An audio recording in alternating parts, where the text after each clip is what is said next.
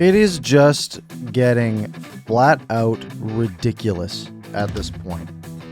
For the Vancouver Canucks to literally have a 2-goal lead once again. For the 6th time this season, the Vancouver Canucks, who are now 4-8-3, they've played 15 hockey games.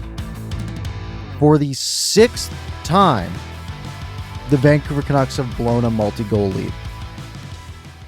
It's comical at this point for that to be even possible. I don't know how many multi-goal leads teams normally blow over the course of a year, but typically when you have a multi-goal lead, if you have a 2-goal lead, let's say after one period like the Canucks did tonight, you probably win that game like 80% of the time, maybe 75% of the time.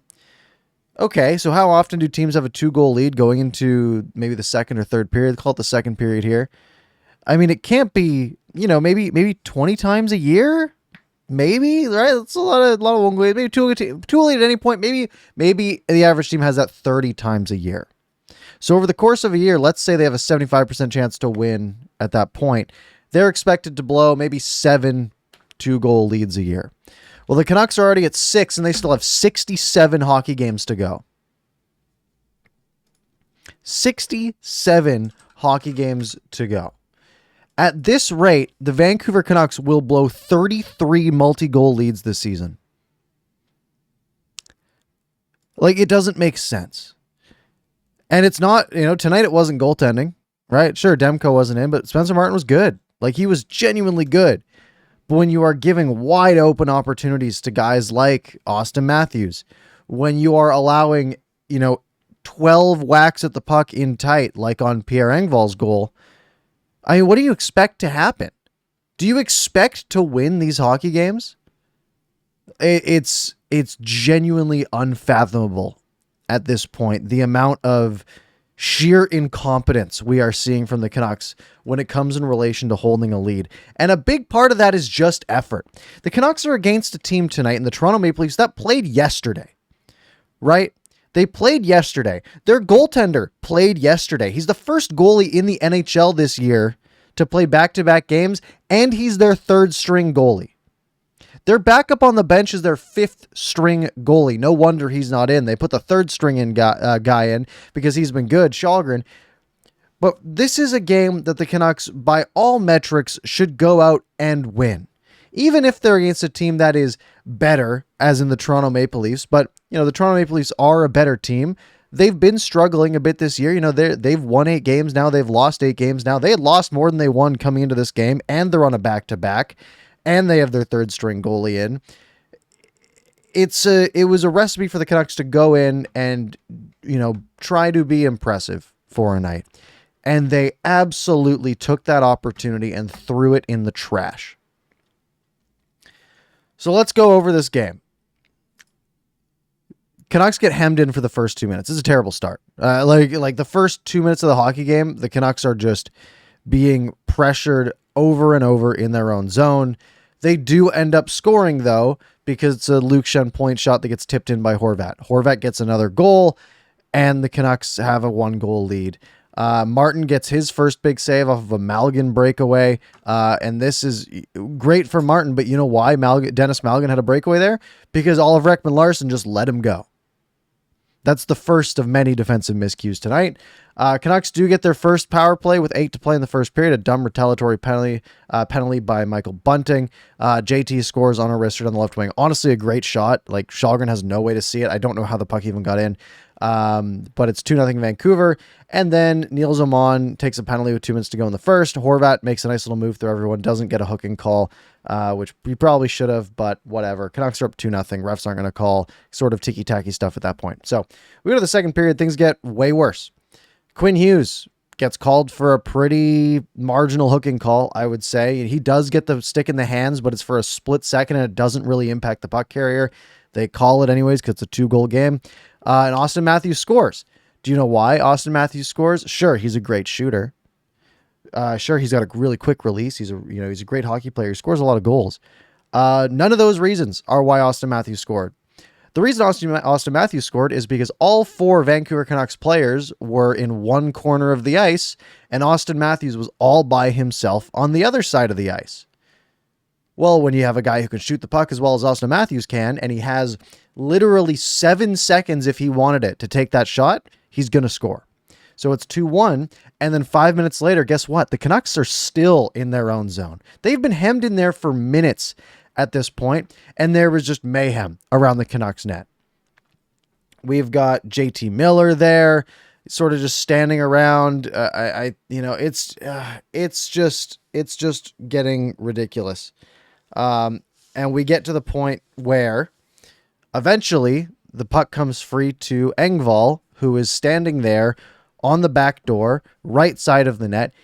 Just so you know, an NHL net is 6 feet wide. He had about 5.5 feet to shoot at with no defender within about 3 feet of him. If you're wondering how the defense is going, and he scores. It's 2-2. Multi-goal lead has technically been blown at this point. And then there's more poor defensive play as Austin Matthews gets a breakaway, a guy who shouldn't have a breakaway. Martin makes a big stop, but on the ensuing play, eventually, Jordy Ben, yes, that Jordy Ben, is wide open for a rebound. Quinn Hughes, Luke Shen, JT Miller, all three of them standing at the top of the crease, puck watching. Genuinely just puck watching. And Jordy Ben has a free rebound just gifted to him where he can just walk into a little chip, wide open net, easy goal. It's ridiculous. That is, usually the guy who's coming in on the pressure, it's usually the centerman's got to pick up. But for both defensemen to not be doing anything, and for JT Miller to not pick that guy up, it's just unacceptable. It's Jordy Ben in his first game of the season. So just more on the JT Miller playing center issues, because Lord knows there's a lot of them. Canucks get a late power play, and that transitions into the third period. They get another power play after that because Liljegren put it over the glass, and on both of them, they failed to do much. They get 2 shots on the first one, 3 on the second one. Brock Besser has the best chance with a wrister on a zone entry that goes off the bar. It's a great shot, but it's off the bar, and it doesn't go in, and the Canucks need goals, so it doesn't matter. Spencer Martin has to keep the Canucks in it because there's more bad defense, and Pierre Engvall has 2 wide open chances, which Martin makes clutch saves on. And then Zach Aston-Reese takes a dumb penalty with 6 minutes to go, just takes Höglander out in the middle of the ice. And this is the chance for the Vancouver Canucks on their 4th power play of the night, down a goal where they have been dominated basically the entire game. Let's be real, especially the second period and most of the third. This is their chance to just tie it and get away with one. And what do? Basically nothing. They don't convert. They get very few shots through. It's a mess. And then, minutes later, keep in mind the Vancouver Canucks holding on to a lead, trying to kill the Maple Leafs lead with like 3 minutes to go. And they give Austin Matthews another breakaway because OEL and Myers both pinch to the same defender on the left side of the ice. Now, OEL and Myers are not both right side defenders. That might surprise you because they were both lost on the left side of the ice there. So the pass to Matthews is all by himself. Spencer Martin, fantastic save to stay with Austin Matthews that whole way. That's great. Connor Garland then gets a breakaway the other way, but he can't score either. His shot gets stopped. So the Canucks pull Spencer Martin with 2 minutes to go as they turn the puck over to Toronto. They're lucky that they didn't get scored on right there. But then eventually they do get set up in the offensive zone, 6-on-5. They have the power play set up, the umbrella with the guy in the bumper, 2 guys down low, chance to tie it, 0 shots. 0 shots. I might have missed one. Maybe it was 1 shot, but to me, it looked like 0.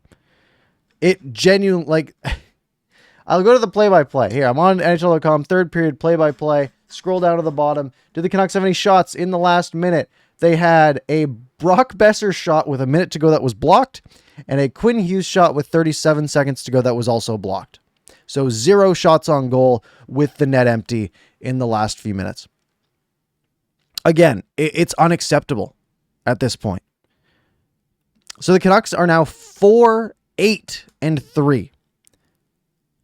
They have 11 points in 15 games. They fall further and further and further outside of contention. They are now 6th in the Pacific Division, and it's not really close. I mean, technically, they're only 4 points out of a playoff spot behind Minnesota, Minnesota does have, a game in hand. Colorado has 3 games in hand. Has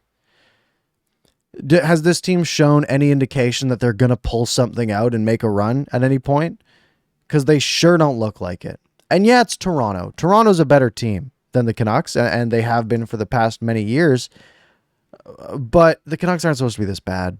They come out with 2 goals early, and what do they do for the last 48 minutes? Absolutely nothing. Let's go to natural stat trick, and let's look at this Vancouver Canucks hockey game from an analytics perspective. Why don't we? I'm going to do Canucks while on ice. Let's look at the Corsi percentage at 5-on-5, because that's what matters, right? 5-on-5 is the most important part, because the Canucks did have 4 power plays tonight to Toronto's 2, so that's going to have a skew on it. Let's go at 5-on-5.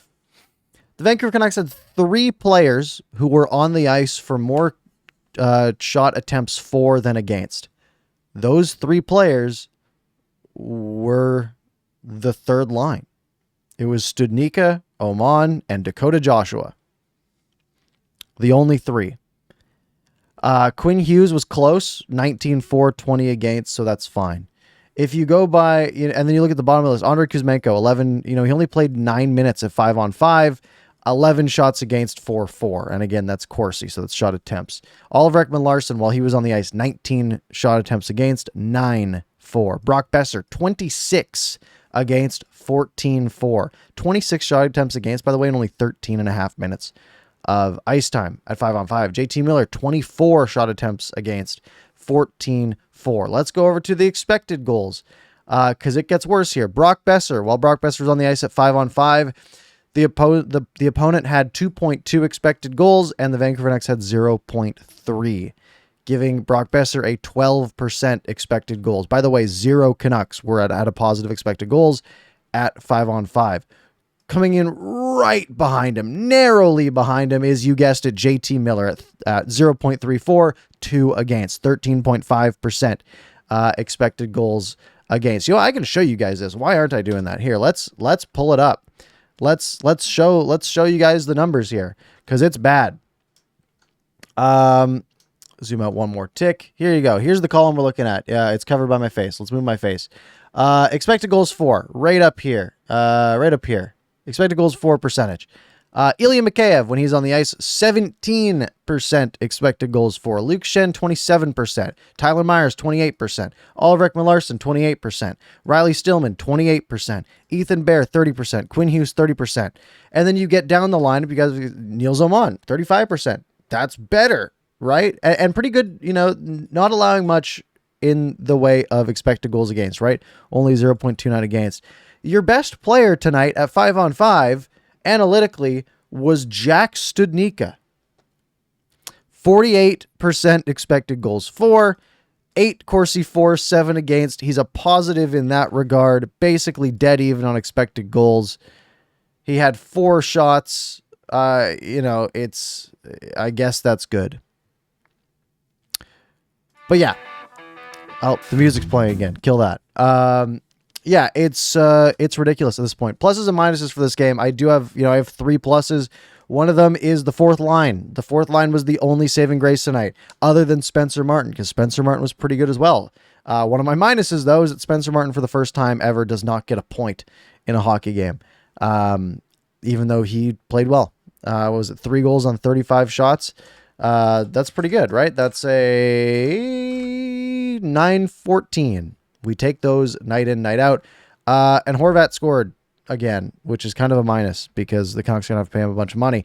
And the biggest plus on the night was the tribute before the game. The Salming tribute was fantastic. So good job on the Maple Leafs there. Minuses. They allowed another power play goal on only 2 attempts tonight, so the Canucks go 50% on the PK. Again, where's the accountability here? They get absolutely killed in the third, which usually is like a fatigue issue or a lack of effort issue. Again, the Toronto Maple Leafs were on a back-to-back. The Canucks just came off of 2 days of rest, and they play tomorrow. And then everyone had a negative Corsi, except the fourth line. And everyone had a negative expected goals for. Everyone. It's ridiculous. So let me know your thoughts on the game, I guess. Tomorrow I will not be doing a post-game show. I will be on Game Over Vancouver over on the SDPN channel with Canuck Clay. So you can find us there. Maybe I'll do a video solo after that if I'm enraged about it. The Canucks probably lose to the Bruins tomorrow, because guess what? The Canucks are going up against an absolute wagon in the Boston Bruins, who I believe are also on a back-to-back. I believe they played today. They played the Sabres 3-1, and they beat them 3-1. They're now 13-2. So good luck, Canucks, I guess. Thatcher Demko will be in net, and it'll probably be a loss. So have a good night, everybody. Hope you enjoy your Saturday. Hopefully Sunday's better. Have a good one. Talk to you later.